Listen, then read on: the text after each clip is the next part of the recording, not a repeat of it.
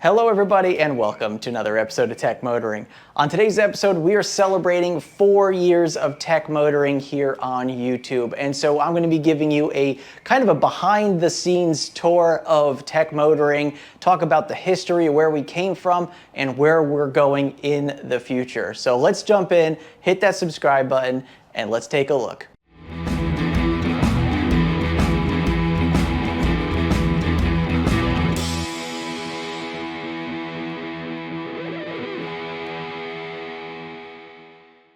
All right, everybody, welcome back. So first off, let me just thank everybody out there who is not only watching this video, but all of you that have subscribed to the channel over the past 4 years, who have watched content, people who have joined the members of Tech Motoring on YouTube.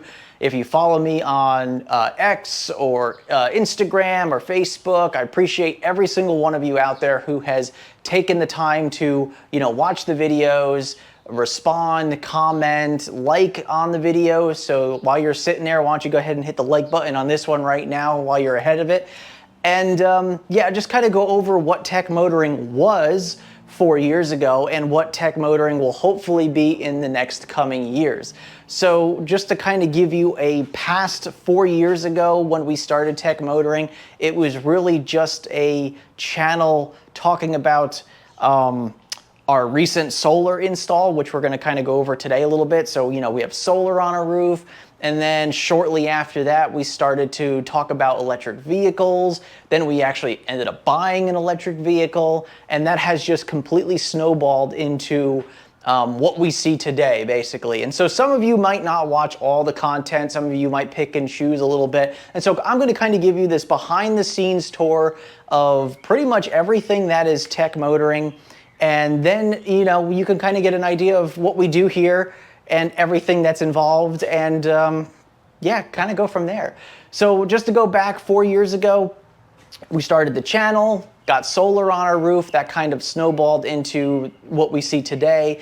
We bought our Hyundai Ioniq back in the winter of 2020. I think it was November of 2020, which was our first electric vehicle. And that was probably the biggest contributor to where we are today, honestly, because I bought a cheap electric EV not knowing what it was going to be like, and it ended up starting this addiction that we now see behind me. And I like to thank my wife also behind the camera. She's a big help with all this. Obviously, she helps with a lot of this, taking the filming and stuff out of my hands, literally, because it helps me, be more Italian with my hands. And so so I like to thank her as well for a lot of this, and the friends and family and everybody who has actually contributed and watched and definitely given to the channel, and just really do appreciate all that. So we have the Hyundai Ioniq, and crazy car because it was a short range EV. We love the car, and people have range anxiety, and what do we do with a car being first time EV owners? After 9 months of owning it, we drive the thing 700 miles up to New Jersey from here in Myrtle Beach, South Carolina.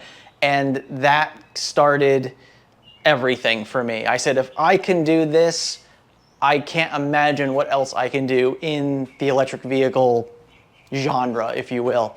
And so that kind of started us all off. So shortly after that vehicle, we then pre-ordered what we see behind us, which is the 2021 Ford Mustang Mach-E. And we absolutely love this car. We've now had this car for about 2.5 years. It was my daily driver for a while. It is now my wife's daily driver. We road trip this car everywhere. We've been to Florida with this car. We've been all the way up to Jersey. We've been to Virginia multiple times. We've been down over to Tennessee multiple times. Well, Tennessee once. We're probably going to take it one more time this year, actually. And we just absolutely love this car. I mean, it's a fantastic car. And if you're curious which one this is, if you don't follow the channel exclusively, this is a 2021 Ford Mustang Mach-E premium trim with the standard range battery. So it is the smaller battery, but it is the rear wheel drive, not the all wheel drive. So it is a very, very efficient vehicle, which is why we love road tripping it. And so this is kind of the next step in tech motoring, was, leaping into something that was more of a full range EV, if you will, and something that has a little bit more comfort, a little bit bigger vehicle, and just something that we really enjoy. And we've taken this thing all over the place. We even took it to the Outer Banks and put it on a boat to come home because it just made for good content. So yeah, we just love doing the road trips in these vehicles. We love, you know, just having them, and just a passion has grown in me ever since, you know, then. For one thing, I mean, it's just awesome to have these in our garage. And we don't even have a gas car anymore at this point. We have sold our last gas car a little over a year ago, and we're done. We have no more gas, anything actually. We're completely electric as far as lawnmower and everything else. All of our lawn equipment's all electric now. So really, really awesome to see that we've moved so much in just the past 4 years. And so moving down the line, shortly after the Mach-E, we have the Tesla Model 3 Performance. And so we just picked this car up. I say just, about a year and a half ago, we picked this car up. So it's our 2022 Model 3 Performance. Fantastic vehicle. We've road tripped this one all the way out to Colorado and back. We've taken this one, where else have we taken this car? I don't know. Anyway, we've road tripped it more locally. We've been to Georgia with it. We've been to North Carolina a bunch of times with it. We've taken it more locally, but the Colorado trip was obviously the very big trip that we had with it. And I always say this on the channel because I'm not a biased person when it comes to this stuff. I will buy pretty much any car just as long as it appeals to me in some way. That's why we have a Ford. That's why we have a Tesla. We'll see the Fiat in a little bit. We had a Hyundai for a while. Like, we're not biased to any particular brand, and we're not Tesla fanboys by any means. But honestly, most of the time when we want to take a longer road trip, I actually do prefer the Mach-E over the Model 3, just because it's a little more comfortable, a little more room, spacious, just overall a better vehicle, except for the charging network. But that is getting better because we do now have our J3400 or NACS to CCS1 adapter, which we will be doing a video on that probably in the near future. I don't think I'll have it up by the time I get this up. So yeah, we have had the Model 3 now for about a year and a half. Absolutely love this car, fantastic. And I don't think we're going to be doing anything with that in the near future. That's going to probably just stick around for a while because it really just is an overall really, really awesome car. Now, more recently this year, earlier in 2024, we have picked up the Fiat. Let's go take a look at the beast. This is the one that everybody wants, the most wanted electric vehicle on the market right now. I can promise you that. So this is our 2017 Fiat 500e. Now, this car we just picked up in, was it May? Beginning of May, I think it was. We just picked this car up. And really nice car, 2017, fully loaded. Got the sport package, the sunroof, got everything in it that you could possibly get in the 2017 model year. 23,000 miles on it when we bought it, just under 23,000. And this is now our runaround car. So I take it to work every once in a while. We take it on the weekends. We just drive this car pretty much everywhere because it's just that much fun. We just basically plug it in before we're going anywhere, let it charge up a little bit, and in the car we go, and we're pretty much good for quite a while. Roughly 100 miles of range, maybe a little less depending on if you're doing higher speeds, but very similar to our Hyundai Ioniq, which was our first EV. This one's pretty similar as far as the range and distance goes, so we're very used to that. You know, we're not people who have range anxiety, but this thing will not be road tripped anytime soon because its lack of DC fast charging. It's very much a run around town vehicle. And we drove all the way down to Georgia. We went to Savannah. We went to Savannah, Georgia to pick up this car. Had to trailer it back because obviously we couldn't really drive it back unless we wanted to take 2 days to do so. But absolutely love this car. And I'll put links down in the description below if you want to take a look at any of the videos that we have on this. I'll throw some up in the corners as well.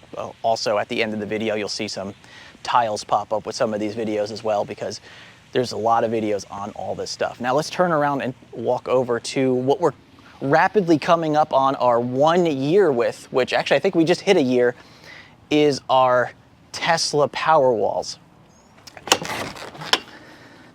And so hidden behind Fort Knox here is our solar equipment and our Tesla Powerwalls. Now just above us up here on the roof, you can't see them, but there's 8 solar panels on this section of the roof, and then on the other side of this roof, there's 8 more solar panels. So 8 here and then 8 on this side. So we have a total of 16 solar panels, which is about 5.92 kilowatts max of solar on our roof, which is not a huge system, but it's enough for us.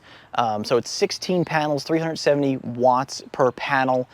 And it's been working well for us the past 4 years. We've actually are just coming up on that 4-year anniversary, which is when we started the channel. It was literally about the same week that we put the solar panels up is when we started the channel, which is pretty cool. But recently, last year, 1 year ago, we actually just installed our Tesla Powerwalls, which we absolutely love because I always make a claim that we almost never lose power here. And in 1 year since we've put these Powerwalls, we've had at least 4 power outages. Some were short, like 1 minute, but a couple have been extended for like 5 or 6 minutes, and we have never lost power during any of that time. And obviously we live in Myrtle Beach, so we're actually in a very hurricane-prone area as well. And so what we don't want to happen is, you know, if we do stay for a hurricane, if we do lose power, we want to be somewhat functional still. We want to still be able to, you know, if we need to cook a meal or if we need to, you know, run the air conditioning because it might be really hot or whatever, we have the luxury of being able to use our solar to charge our batteries and be able to still function even if there is a power outage for multiple days or possibly even weeks, depending on how bad the storm is. But this is our setup here. So we have our conduit here that comes down from our roof. It goes into our IQ combiner box, and this is from the actual solar panel system itself. This is not part of the Tesla system, but was our N-phase IQ combiner. So we have N-phase inverters on our panels, and then that comes down into this box here, which puts them all together. And then from here, that gets moved over into our Tesla gateway. So the gateway is what controls pretty much everything. So our batteries move into the gateway, our disconnect that goes into our main breaker goes into the gateway. Obviously our grid connection goes into the gateway, and all our solar panels go into the gateway as well. So then this is basically where the magic happens as far as the brains of the Tesla Powerwall. And so we have our batteries in here, our solar circuits in here. This controls where everything goes. Every single electron flows through this gateway and determines where it needs to go. So we have our batteries, we have our solar, we have our Tesla gateway, our Tesla vehicle. We have this nice cohesive family of just our power basically, and we are off the grid, I would say probably close to 50 to 60% of the time. I think the only time that we're on the grid more is just because we have to charge the vehicles. If we didn't have to charge the vehicles, we can pretty much be off the grid, I would say close to 80% of the time, 80 to 85% of the time. But we're gonna do a video on all this stuff very soon as well, talk about my experience over the past year of owning the Tesla Powerwalls, how much money they've saved us, because we don't have like net metering here in South Carolina. We actually, when we sell back to the grid, we get 1/3 of what we would pay for electricity here. And that just didn't sit right with me, so I ended up going for the Tesla Powerwalls so we can actually harness our power that we are producing from our solar panels. Those are not rental, they're not like a lease deal, like we paid for those solar panels. And we're gonna take that power that we're producing and we're gonna store that for ourselves overnight and whatnot, and not get screwed by our electricity company. And next year, there's gonna be some big changes with our our electricity company changing rates. And I've looked at some of the plans that they have in place. They have multiple things that they're trying, and they want to see what does what. And so we might be going to a time of use rate. Right now we just have on-peak, off-peak seasons. So 24 hours a day, it's the same price, but we might be going to more of an on-peak, off-peak daily schedule. So, you know, I think it's gonna be like 3 to 6 in the afternoon in the summertime, and like 6 to 9 in the morning in the winter, I think is one of the things.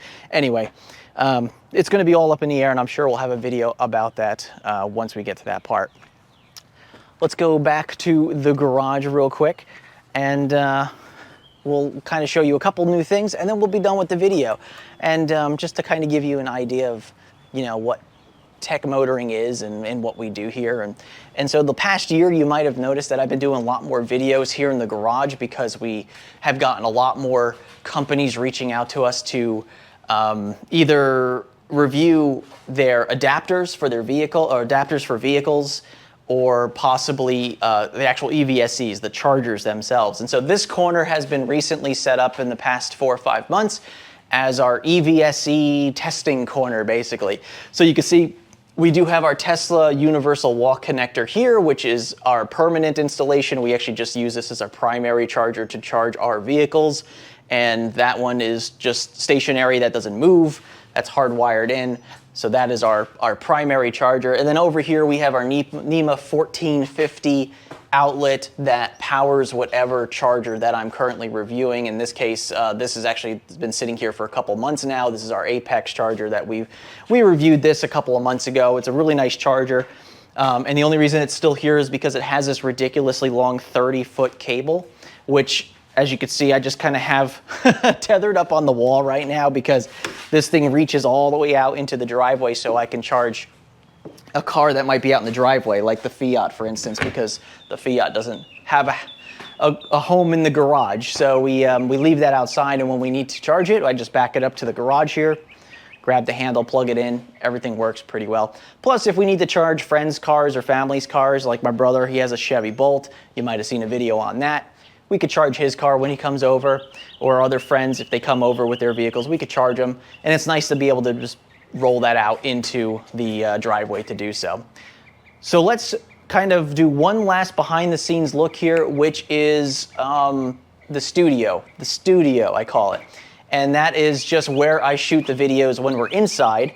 And we'll just take a quick look at that, and then we'll be kind of done. So let's take a look.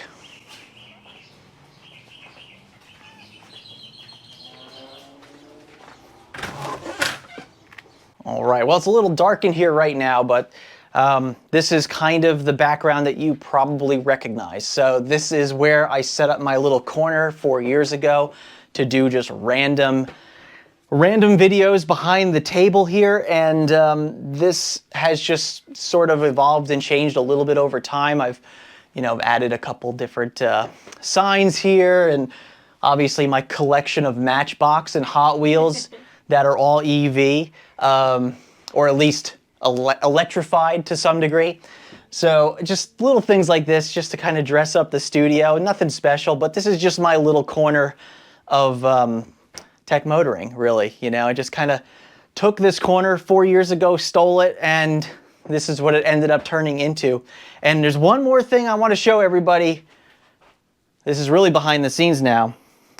4 years ago, or a little bit more than 4 years ago, there was the tech motoring concept, and this is slightly embarrassing because it looks like a 5-year-old did this, but I actually sketched up the tech motoring logo as just, it's not even round. I mean, look how terrible this is. This is an awful drawing, but this is what I sketched up over 4 years ago as the logo for what was ultimately going to end up being tech motoring, and that was this awful 8.5 by 11 sheet of paper that I used color pencil to make this terrible sketch. And this is what became of tech motoring, is all from this stupid sketch. And I never had really the thought that this was going to be 4 years later, and that tech motoring was going to survive this long. Not survive, but that I was going to be able to keep up with it for 4 years, because in 4 years' time, I have released at least one video per week for 4 years straight. And I think we're somewhere up in the 250 videos now, because I have done multiple videos a week for some time as well.